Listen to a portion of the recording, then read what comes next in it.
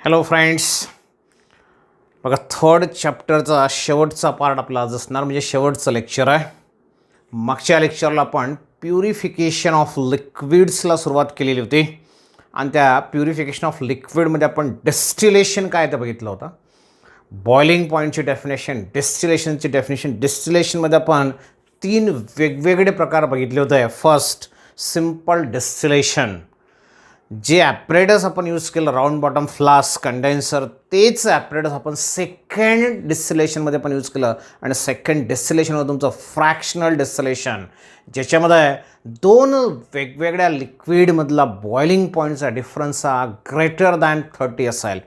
तिसरं डिस्टिलेशन आपण बघितलं बघा, सिम्पल डिस्टिलेशन. दुसरं फ्रॅक्शनल डिस्टिलेशन आणि तिसरं फ्रॅक्शनल डिस्टिलेशन युजिंग फ्रॅक्शनेटिंग कॉलम.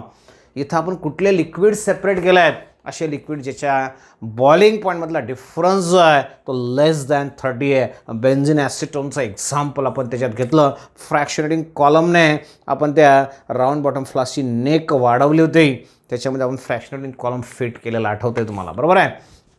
तर अशा पद्धतीने by using these 3 different distillation, simple, fractional distillation with fractionating column, आपल्याला लिक्विड्सला प्युरिफाय करता येतं. But there are some liquids, काही लिक्विड्स असे आहेत मित्रांनो, which decomposes at their boiling point. असे काही लिक्विड आहेत, त्याला तुम्ही जर हळूहळू हीट केलं, बॉइलिंग पॉईंटपर्यंत हीट केलं, तर बॉइलिंग पॉईंट येण्याच्या अगोदरच ते ब्रेक होतात, डिकम्पोज होतात, म्हणजे ते डिस्टिल होऊच शकत नाही. असे पण लिक्विड आहेत, means the liquid which decomposes at their boiling point. मग अशा लिक्विडला जर तुम्हाला प्युरिफाय करायचं असेल तर अजून चौथ्या डिस्टिलेशन मेथडचा आपण यूज करणार. And the fourth distillation method is, तुम्हाला ह्या बोर्डवर त्याचं हेडिंग दिसेल, distillation under a reduced pressure. मग अशा लिक्विडला डिस्टिल करण्यासाठी किंवा प्युरिफाय करण्यासाठी कोणत्या, तुम्हाला बोर्डला क्वेश्चन विचारला जाऊ शकतो, एंट्रान्समध्ये क्वेश्चन विचारला जाऊ शकतो.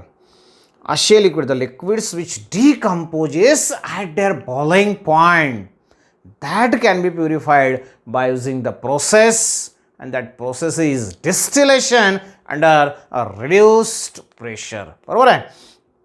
जसं तुमचं ग्लिसेरॉल आहे, एक one of the best example तुम्हाला दिलं, glycerol which decomposes at which having very high boiling point. Generally कोणाच्या बाबतीत असतं रे, हाय बॉइलिंग पॉईंट असणाऱ्या लिक्विडच्या बाबतीत असतं. मग हाय बॉइलिंग पॉईंट आहे म्हणून तिथपर्यंत त्याला जर हिट केलं तुम्ही, तर ते बॉईल होण्याच्या अगोदरच डिकम्पोज होतात, ब्रेकडाऊन होतात. मग त्यांना काय करायचं आहे, तर त्यांना under pressure, reduce pressure, not pressure, under reduce pressure, त्यांच्या प्रेशर कमी करून आपल्याला त्यांना डिस्टिल करायचं आहे.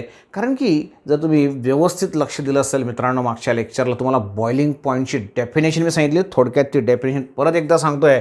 काय म्हटलं तरी तुम्हाला बॉइलिंग पॉईंटमध्ये, boiling point is nothing but a temperature. आठवते का काही, temperature at which vapour pressure of liquid is exactly equal to the atmospheric pressure. आठवत असेल मित्रांनो, तुम्हाला लिहायला पण सांगितलं तुम्ही, the temperature at which vapour pressure of liquid is equal to the atmospheric pressure. म्हणजे ज्या लिक्विडला तुम्हाला बॉईल करायचं आहे, बॉईल केल्यानंतर त्याचे व्हेपर्स बाहेर पडतात, त्या व्हेपरचा प्रेशर आणि बाहेरचा ॲटमॉस्फिअरचा प्रेशर सारखा झाला पाहिजे. बाहेरचा ॲटमॉस्फिअरिक प्रेशर फिक्स असतो, कॉन्स्टंट असतो, तोच तुमचा 1 atm. मग त्या लिक्विडला बॉईल करण्यासाठी आपल्याला तो प्रेशर, व्हेपर्सचा प्रेशर वाढवावा लागेल. कुठपर्यंत, ॲटमॉस्फिअरिक प्रेशरपर्यंत, 1 atm पर्यंत, तेव्हा तो बॉईल होईल. पण तिथपर्यंत नेत असताना तो डिकम्पोज होतो. प्रत्येक लिक्विडच्या बाबतीत नाही, काही लिक्विडच्या बाबतीत ज्यांचा बॉइलिंग पॉईंट खूप जास्त आहे, मग ॲटमॉस्फिअरिक प्रेशर, त्याच्यावर असणारा प्रेशर जो आहे तो जर आपण कमी करून टाकला तर अंडर रिड्यूस्ड प्रेशर, म्हणजे मला 1 atmला न्यायचा प्रेशर म्हणून मी लिक्विडला बॉईल करतो आहे, 1 atmला आणतो आहे मी, मग तेव्हा तो बॉईल होतो आहे लिक्विड, पण तोपर्यंत तो डिकम्पोज होतो आहे. मग मी काय करेल, हा प्रेशर 1 atmचे 0.5 atm करून टाकेल. मग मला लिक्विडचा व्हेपर प्रेशर, लिक्विडला जेव्हा मी हिट करेल तेव्हा त्याचं व्हेपर प्रेशरसुद्धा किती आणावं लागेल रे, 0.5 पर्यंत आणावं लागेल. आणि 0.5 पर्यंत जर त्याला आणला आपण तर तो डिकम्पोज होणार नाही, कारण की एवढं जास्त टेम्परेचर जाणार नाही आहे. म्हणजे जसं आता वॉटरचं जर एक्झाम्पल घेतलं आपण, वॉटर बॉईल्स ॲट 1 atm, तिथला प्रेशर जो असतो तो 1 atm असतो, 100 डिग्री सेल्सिअस तिथपर्यंत टेम्परेचर होतं. पण मी 1 atmच्या जे 0.5 जर करून टाकला ॲटमॉस्फिरिक प्रेशर, म्हणजे अंडर रिड्यूस प्रेशर जर मला करायचं असेल, मी ॲटमॉस्फेरिक प्रेशर कमी करून टाकला, त्याच्यावर ॲक्ट होणारं प्रेशर कमी करून टाकलं, तर मला वॉटरला बॉईल करण्यासाठी 1 ATM यायची गरज नाही आहे त्याची हिटिंग 0.5 म्हणजे लवकर होईल तो 100च्या ऐवजी 70-60 प्लस बॉईल व्हायला लागेल. म्हणून असे लिक्विड जे हाय टेम्परेचरला डिकम्पोज होतात, अशा लिक्विडसाठी आपलं डिस्टिलेशन जर करायचं असेल तर अंडर रिड्यूस्ड प्रेशर व्हॅक्यूम वापरायचा. व्हॅक्यूम यूज करून प्रेशर, ॲटमॉस्फेरिक प्रेशर एक स्पेशल झोनमध्ये आपण ती प्रोसेस करणार. त्या झोनमधला प्रेशर जो असेल तो कमी आपण करणार, 0.5 ATM आपण करणार किंवा आपल्याला जसा रिक्वायर्ड असेल तसा करणार, जेणेकरून त्याला बॉइलिंगसाठी लागणारं टेम्परेचर जे कमी, म्हणजे बॉइलिंग पॉईंट पण त्याचा कमी होईल. आणि असं जे डिस्टिलेशन असेल त्याला म्हणणार तुम्ही डिस्टिलेशन अंडर रिड्यूस प्रेशर. हे फक्त कोणाला यूज करणार? The liquids which decomposes at their boiling point. त्यांच्या बॉइलिंग पॉईंटला जे डिकम्पोज होतात, म्हणून डिकम्पोज होऊ नये म्हणून ऑलरेडी त्याचा बॉइलिंग पॉईंट कमी करून टाकायचा. बॉइलिंग पॉईंट कसा कमी होईल? तर प्रेशर रिड्यूस करून कमी होणार आहे. व्हेरी सिम्पल, बरोबर. तर ह्या 4 मेथड ज्या आहेत मित्रांनो, ह्या तुमच्या लिक्विडला प्युरिफाय करण्यासाठी आपण यूज करतो. डिस्टिलेशनच्या 4 method: simple distillation, fractional distillation, distillation under reduced pressure and fractional distillation using fractionating column. अशा 4 वेगवेगळ्या मेथड्सने आपण त्याला प्युरिफाय करू शकतो. आणि शेवटचा पार्ट तुमच्या चॅप्टरमधला सॉल्वंट एक्स्ट्रॅक्शन, आणि त्यालाच म्हटलं आहे मी डिफरन्शियल एक्स्ट्रॅक्शन. सॉल्वंट एक्स्ट्रॅक्शन किंवा डिफरन्शियल एक्स्ट्रॅक्शन. एक्स्ट्रॅक्शनचा मिनिंग तुम्हाला माहिती आहे. सॉल्वंट यूज करून एखादा सबस्टन्स तुम्हाला रिमूव्ह करायचं आहे, एक्स्ट्रॅक्ट करायचं आहे, काढून टाकायचं आहे. That process is nothing but your solvent extraction. Differential extraction म्हटलं because it depends on the difference in the solubility of a particular compound in a particular solvent. एखाद्या कंपाऊंडची सोल्युबिलिटी पर्टिक्युलर सॉल्वंटमध्ये किती आहे त्याच्यावर ते डिपेंड असतं. मग त्याला म्हटलं आपण डिफरन्शियल एक्स्ट्रॅक्शन. अगदी सिम्पल सोपा एक्सपेरिमेंट आहे. घरीसुद्धा हा एक्सपेरिमेंट तुम्ही करू शकतात. बघा कशा पद्धतीने करणार, काय दिलेलं आहे. बिफोर एक्सपेरिमेंट ह्या पद्धतीने अरेंजमेंट आहे. एक एक्स्ट्रॅक्शन व्हेसल आपण घेतलं आहे. जसं आपण सेपरेशन करण्यासाठी फनेल यूज करतो किंवा एखादं व्हेसल यूज करणार, तसं हे सेपरेटरी फनेल म्हटलं तरी चालेल. It is called the separatory funnel. 2 वेगळे कंपाऊंड्स तुम्हाला सेपरेट करायचं आहेत म्हणून त्यासाठी यूज होणार आहे हे फनेल आहे. सेपरेटरी फनेल आपण यूज केलं आहे. एक्स्ट्रॅक्शनसाठी आपण त्याला यूज करणार आहे. मग आता ह्या सेपरेटरी फनेलमध्ये काय दिसतंय तुम्हाला? सेपरेटरी व्हेसल म्हटलं तरी पण चालेल. बघा याच्यात तुम्हाला 2 लेअर दिसत आहे. One of the layer is your aqueous layer आणि वरचा जो लेअर आहे तो सॉल्वंट लेअर आहे. जो सॉल्वंट एखाद्या सबस्टन्सला एक्स्ट्रॅक्ट करेल, काढून टाकेल, रिमूव्ह करेल, बरोबर आहे. म्हणूनच त्याला म्हटलं आपण सॉल्वंट एक्स्ट्रॅक्शन. लक्षात आलं. मग आता ह्या प्रोसेसमध्ये नेमकं काय दिलं आहे तुम्हाला?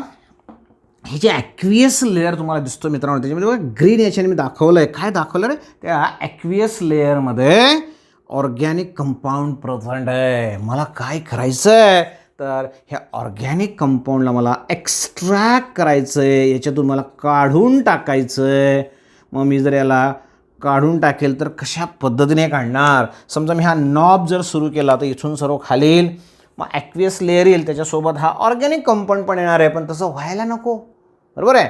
म्हणून मी काय केलं बघा, हा ॲक्वियस लेअर आहे, त्याच्यामध्ये ऑर्गॅनिक कंपाऊंड पण आहे, त्याला मला रिमूव्ह करायचं आहे. डायरेक्ट मला रिमूव्ह करता येत नाही. म्हणून वर मी काय केलं, सॉल्वंट लेअर ठेवला आहे.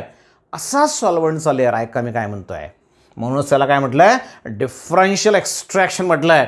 असा सॉल्वंटचा लेअर मी ठेवला आहे ज्या सॉल्वंटमध्ये हा ऑर्गॅनिक कंपाऊंड जास्त डिझॉल्व होतो, सोल्युबल होतो as compare to aqueous layer. Aqueous लेअरमध्ये तुम्हाला तो दिसतो आहे, पण त्या ॲक्वियस लेअरपेक्षा तो सॉल्वंटमध्ये लगेच डिझॉल्व होतो, सहज सोल्युबल आहे, इझिली मिक्सिबल आहे, मिक्स होणार आहे.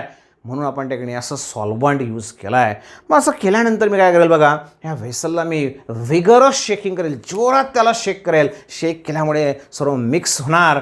पण हा लेअर जो आहे सॉल्वंट लेअर आणि ॲक्वियस लेअर हे दोघं कधीच मिक्स होत नाही. म्हणून एक शेकिंग केल्यानंतर जेव्हा तुम्ही त्याला स्टेबल ठेवणार, स्टेडी ठेवणार, स्थिर ठेवणार, तेव्हा काय होईल, हळूहळू खाली ॲक्वियस लेअर जमावेल आणि वर तुमचा ऑर्गॅनिक लेअर जो असेल सॉल्व्हंट लेअर जो असेल तो जमावेल. पण आता काय झालं असेल रे, याच्यातला ऑर्गॅनिक कंपाऊंड जो आहे तो याच्यात गेलेला तुम्हाला दिसेल. असं का झालं असेल, कारण की हा ऑर्गॅनिक कंपाऊंड याच्यात जास्त सोल्युबल आहे. ते मिक्स झाल्यामुळे सॉल्व्हंट आणि तो ऑर्गॅनिक कंपाऊंड एकमेकांच्या कॉन्टॅक्टमध्ये आलं. ऑर्गॅनिक सॉल्व्हंट जो आहे, ऑर्गॅनिक कंपाऊंड जो आहे तो ॲटोमॅटिक सॉल्व्हंटमध्ये जाणार. म्हणजे सॉल्व्हंटने काय केलं तर हा ऑर्गॅनिक कंपाऊंड रिमूव्ह केला, एक्स्ट्रॅक्ट केला. त्याला म्हटलं आपण सॉल्व्हंट एक्स्ट्रॅक्शन. मग आता इथं आता ऑर्गॅनिक कंपाऊंड तुमचं आलेलं आहे समजा आपण. इथं तुमचं ऑर्गॅनिक कंपाऊंड पण इथं दिसतंय बघा, organic compound in the solvent layer. मग मी काय करेल मित्रांनो, इथून हा नॉब चालू करायला. खाली अगोदर इथं जे लिक्विड कलेक्ट होईल ते काय असेल रे, ॲक्वियस लेअर एका व्हेसलमध्ये एका बिकरमध्ये कनेक्ट करेन. केल्यानंतर दुसरा बिकर मी घेईल. दुसऱ्या बिकरमध्ये इथं तुम्हाला काय मिळेल, असा कंपाऊंड मिळेल ज्याच्यामध्ये तुमचं सॉल्व्हंट पण आहे आणि ऑर्गॅनिक कंपाऊंड, असे दोन कंपाऊंड असणारा दुसरा बिकर या ठिकाणी मी घेईल. मग हा जो दुसरा बिकर आहे त्याच्यामध्ये तुम्हाला ऑर्गॅनिक कंपाऊंड जो पाहिजे तो पण आहे आणि एक्स्ट्राचं सॉल्व्हंट पण आहे. सॉल्व्हंट जे आहे ते व्होलॅटाईल मी वापरलं आहे. त्याला जस्ट मी जर हिटिंग केलं तर अगोदर सर्व व्हेपर्स तुमच्या सॉल्व्हंटच्या बाहेर पडतील. असं पण तुम्ही करू शकता, किंवा त्याला डिस्टिलेशन फ्लास्कमध्ये ट्रान्सफर करा. राऊंड बॉटम फ्लास्क जो मागच्या लेक्चरला प्रोसेस आपण बघितली त्याच्यात तुम्ही ट्रान्सफर करा. आता त्याच्यात दोन कंपाऊंड आहेत, एक तुमचा सॉल्व्हंट आहे, दुसरा तुमचं ऑर्गॅनिक कंपाऊंड आहे. पण सॉल्व्हंटचा बॉइलिंग पॉईंट व्होलॅटाईल आहे, तो लगेच बॉईल होणार. अगोदर पूर्ण सॉल्व्हंट बाहेर निघेल आणि खाली शिल्लक राहिलेला कंपाऊंड जो असेल मित्रांनो तो तुमचा ऑर्गॅनिक कंपाऊंड असेल. तर अशा पद्धतीने दोघांना आपण सेपरेट करू शकतो. आणि ही जी सेपरेशनची मेथड आहे, या सेपरेशनच्या मेथडला म्हणतो आपण सॉल्व्हंट एक्स्ट्रॅक्शन, आणि त्याला म्हणणार तुम्ही डिफरन्शियल एक्स्ट्रॅक्शन. लक्षात आलं. तर हे झालं तुमचं एक्स्ट्रॅक्शनची मेथड किंवा डिफरन्शियल एक्स्ट्रॅक्शन काय असतं मित्रांनो. याच्यानंतर ह्या चॅप्टरचा शेवटचा जो पार्ट आहे, ॲक्च्युली आता जो इव्हॅल्युएटिव्ह पार्ट आहे, 25% सिलेबस तुमचं जे वगळलेलं आहे त्याच्या अगोदरचा संपूर्ण पार्ट तुमचा संपला आहे. पण याच्यानंतरचा पुढचा पार्ट जो तुमच्या सिलेबसमध्ये दिलेला नाही आहे तो आहे तुमचा क्रोमॅटोग्राफी. मग ह्या क्रोमॅटोग्राफीमधले वेगवेगळे पार्ट्स तुम्हाला दिले. कॉलम क्रोमॅटोग्राफी असेल, थिन लेअर क्रोमॅटोग्राफी असेल, पेपर क्रोमॅटोग्राफी असेल, असे वेगळे क्रोमॅटोग्राफीचे पार्ट्स आहेत. तुमच्या प्रॅक्टिकलमध्ये पण ते इन्क्लूड असणार आहे आणि 12thला पण आपल्याला ते बघायचं आहे मित्रांनो.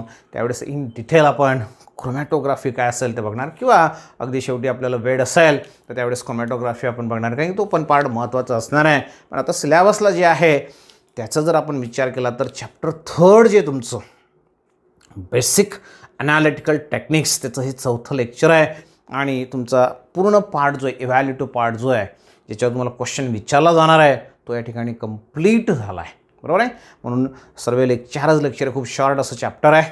पुढचे 2 लेक्चर याला लागलेच ते आपल्याला अजून, पण तो पार्ट तुमच्या याच्यातून काढून टाकला आहे. म्हणून खूप शॉर्ट असं चॅप्टर आहे. 4च लेक्चरमध्ये तुमचं चॅप्टर कंप्लीट झालं आहे. पण 4ही लेक्चर्स जे आहेत ते व्यवस्थित बघा, रिपीटेडली बघा.